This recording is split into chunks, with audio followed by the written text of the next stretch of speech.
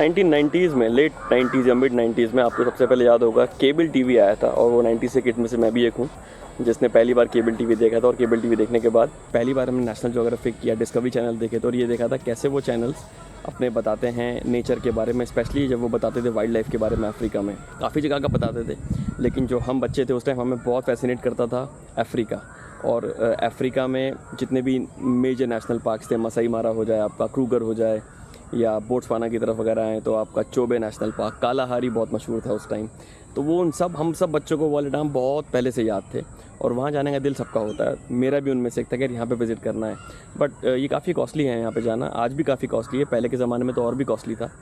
And major जो wild life आपके Africa में है that is in eastern Africa, जिसमें आपका तंजानिया, केनिया ऐसे कंट्रीज़ आ जाते हैं, या फिर आपका सदर्न अफ्रीका के अंदर है जिसमें आपका Botswana, Zambia, Namibia, south Africa etcetera ये आ जाते हैं। तो इसीलिए हमने अफ्रीका जाने का प्लान किया इस बार।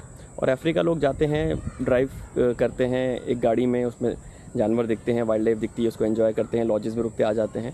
हम वैसा नहीं करना चाह रहे थे। उसके दो रीज़न थे। एक तो ये कि हम बहुत ज़्यादा इतना पैसा खर्च नहीं कर सकते, क्योंकि वो जो आपको बता रहा हूँ मैं, ड्राइवर लेके सफारी में जाना प्रॉपर उनके व्हीकल में, और वहाँ जाके बैठ के सफारी करना एंड लॉजेस में रुकना, बहुत महंगा खर्चा होता है। लैक्स में तो जाता ही जाता है। मेरे ख्याल से एक आदमी का खर्चा 4-5 लाख से कम नहीं होगा 10-12 दिन का, इतना एक्सपेंसिव रहता है वो। So that's a reason. और वहाँ पे दूसरा रीज़न क्या था हमारे पास, कि हमारे पास जो हम एक वाइल्ड लाइफ नज़दीक से देखना चाहते हैं, अपने हिसाब से देखना चाहते हैं ड्राइव करते हुए, थोड़ा सा विल्डरनेस ज़्यादा होनी चाहिए, थोड़ा सा एडवेंचर होना चाहिए, वो आपको उसमें लिमिटेड मिलेगा अगर आप उसके साथ जाएंगे। तो हमने सोचा कि हम ये वाली सफारी नहीं करेंगे, we will go for a self drive safari. So self drive safari में क्या होता है कि आप गाड़ी हायर करते हैं, फुली इक्विप्ड गाड़ी होती है, उसमें रहने का, खाने का, सोने का सारा होता है। कैंप साइट बुक करते हैं वहाँ पे आप। कैंप साइट में आपको एब्ल्यूशन फैसिलिटी, जो कि आप नहाना धोना समझ सकते हैं, नॉर्मल आप हाथ मुँह धो लें, नहा लें, ऐसा एब्ल्यूशन सेंटर, यहाँ पे आप हाथ मुँह धो सकते हैं, नहावा सकते हैं, वॉशरूम यूज़ कर लें, टॉयलेट यूज़ कर लें, जो साफ़ होते हैं काफ़ी। तो वो एक फैसिलिटी मिल जाती है, और साथ में आपको एक कैंप साइट दे दी जाती है कि आप अपनी गाड़ी में रुकिए, खाना बनाइए। तो इस पूरे सेटअप में कि आप गाड़ी खुद चला रहे हैं, 10 दिन आप जंगल में कैंप फायर लगा के बैठे हैं, रात में सुबह उठ रहे हैं, फिर जा रहे हैं, आपका अपना कंट्रोल है। ड्राइविंग करने में ऑफ रोड है, मज़ा आएगा। जो यहाँ पे गाड़ियाँ हैं जो हमने ली है वो लैंड क्रूज़र है, 4000 सीसी, पेट्रोल, 6 सिलेंडर। पे लोड बहुत होता है उस गाड़ी के ऊपर, तो उसमें पावर बहुत चाहिए, सस्पेंशन भी रेज्ड अप होता है। So I will give you detail of that. तो वो गाड़ी बुक करके आप फिर उस जंगल में घूम सकते हैं। और सेल्फ ड्राइव सफारी बोट्सवाना या फिर साउथ में करने का फ़ायदा ये है, स्पेशली नामीबिया, ज़ाम्बिया, बोट्सवाना, यहाँ पे थोड़ा विल्डरनेस ज़्यादा है, एडवेंचर ज़्यादा है, और इधर आपको उतना ज़्यादा कॉमर्शलाइजेशन तो हर जगह हो गया, इधर भी है, लेकिन कंपैरेटिवली अगर मैं बात करूँ ईस्ट अफ्रीका से थोड़ा कम है। तो इसलिए हमने ये डिसाइड किया कि we will take a visa of Botswana, we will go there, and वहाँ जाके हमें गाड़ी बुक करेंगे, और गाड़ी बुक करने के बाद we will go for this 10 days और 12 days एडवेंचर ट्रिप। मैं और मेरा दोस्त एक साथ में होगा, and we will record all of that and show it to you as well. Okay, तो हमने बोट्सवाना क्यों पसंद किया, उसके बहुत सारे रीज़न थे। जैसा मैंने बताया, ईस्ट अफ्रीका में तंजानिया, केनिया एक्सेट्रा इन कंट्रीज़ में काफ़ी एक्सपेंसिव है, तो वो हमारे बजट से बाहर जा रहा था।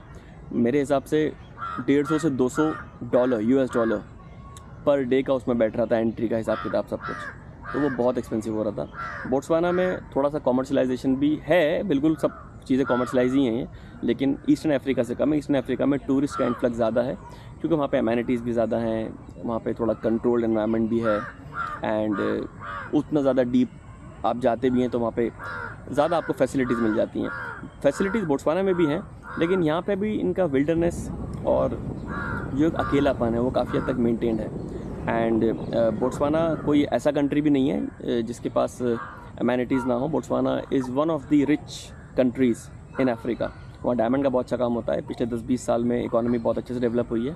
It's a very safe country with very low crime rate. पूरी पॉपुलेशन कंट्री की 22-23 लाख है। मेरे ख्याल से दिल्ली में इतने तो हमारे 5-6 म्यूनसिपैलिटी के वार्ड्स लगा देंगे तो उसमें इतनी पॉपुलेशन आ जाएगी। और पॉपुलेशन काफ़ी कम है बोट्सवाना के अंदर। एंड मेडिकल फैसिलिटीज़ भी हैं। इवैक्यूएशन के लिए भी हमने देखा, क्योंकि एक सैटेलाइट फ़ोन हमारे पास रहेगा वहाँ पे, क्योंकि आप इतना जंगल में डीप जाएंगे विल्डरनेस में, so that satellite phone is required, वो हमारे पास होगा। प्लस हमने एक हेलीकॉप्टर रेस्क्यू से भी कंसल्ट किया है, तो इन केस गॉड फॉरबिड ऐसा कुछ होना नहीं चाहिए, बट अगर होता है तो वहाँ से आपको इवैक्यूएट भी किया जा सकता है in case of any problem if you are facing over there when you are not able to drive down या टाइम नहीं है तो वो भी हमने एज एन एमरजेंसी बैकअप लिया है। और बोट्सवाना के रेट्स हमको थोड़े से ठीक लगे, महंगा तो यहाँ पे भी अच्छा खासा है, लेकिन अगर मैं कंपेयर करूँ ईस्टर्न अफ्रीका से तो यहाँ पे मुझे कम लगा रेट्स। एंड यहाँ पे भी अच्छी गाड़ी रेंटल कंपनीज़ हैं एट पार, जो कि आपको तंजानिया या केनिया में मिलेंगे, उतनी अच्छी आपको यहाँ मिल जाएंगी। मैंने गाड़ी बुक करी है, कंपनी का नाम है चोबे 4x4, उससे मैंने बुक करी, which is a reliable company. और ये लैंड क्रूज़र है 4000 cc, 6 सिलेंडर गाड़ी है, पेट्रोल। मेरे ख्याल से इसका एवरेज 4.5 होगा। 4 व्हील ड्राइव सारी गाड़ियाँ होती हैं, इसमें लो रेंज होता है, डिफरेंशियल लॉक भी होता है, पुराने ज़माने का होता है, लेकिन इसमें इलेक्ट्रॉनिक्स बहुत कम दिए जाते हैं, विच इज़ गुड, क्योंकि आप इतना विल्डरनेस पे जा रहे हैं तो ज़्यादा इलेक्ट्रॉनिक्स होना सही नहीं है, स्पेशली आपको वाटर भी क्रॉस करना पड़ता है कई बार। तो मैं यहाँ महिंद्रा थार चलाता हूँ। I have decent understanding of 4 wheel drive, क्योंकि मैंने यहाँ पे करी है, लेकिन ऑब्वियसली वो एक बिल्कुल नेचुरल इन्वायरमेंट है जिसमें जंगल भी रहेगा, तो वहाँ का एक्सपीरियंस एक अलग ही होगा। और ये तो गाड़ियाँ बिल्कुल बीस्ट हैं, मतलब डबल द कैपेसिटी इंजन है महिंद्रा थार के कंपैरिजन में, महिंद्रा स्कॉर्पियो के कंपैरिजन में, और पेट्रोल के इंजन है, बिल्कुल बटर साइलेंट होते हैं। तो ये रीज़न था हमारा बोट्सवाना करने का। गाड़ियाँ सही मिल गई, विल्डरनेस ज़्यादा है, डीप है, हेल्प है वहाँ पे, ऐसी कोई चैलेंज नहीं है। एंड एक एक्चुअल जंगल का फील अकेले रहने में विद कैलकुलेटेड रिस्क। इन जगहों में थोड़ा बहुत रिस्क तो रहता ही है, लेकिन जब रिस्क होगा तभी आउटकम होगा। There is no gain if there is no risk. लेकिन ऐसा नहीं है कि आप बिल्कुल बिना किसी प्रिपरेशन के जा रहे हैं, जो मैं आपको अगली वीडियो में बनाऊंगा कि प्रिपरेशन हमने क्या क्या करी है। तो अभी तो मैंने आपको यहाँ बता ही दिया। एंड ट्रैवल इंश्योरेंस रहता है आपका, जो आपको लेके जाना ही होगा, और आपको अपने ध्यान रखने पड़ते हैं, तो that I will cover in the next video. This is what why we have chosen Botswana, what we gonna do over there, कैसे इसका सब कुछ होता है, तो वो मैंने सब बताने की कोशिश की आपको। उम्मीद करता हूँ आपको पसंद आया होगा। और वीडियोस के लिए please stay tune to the channel.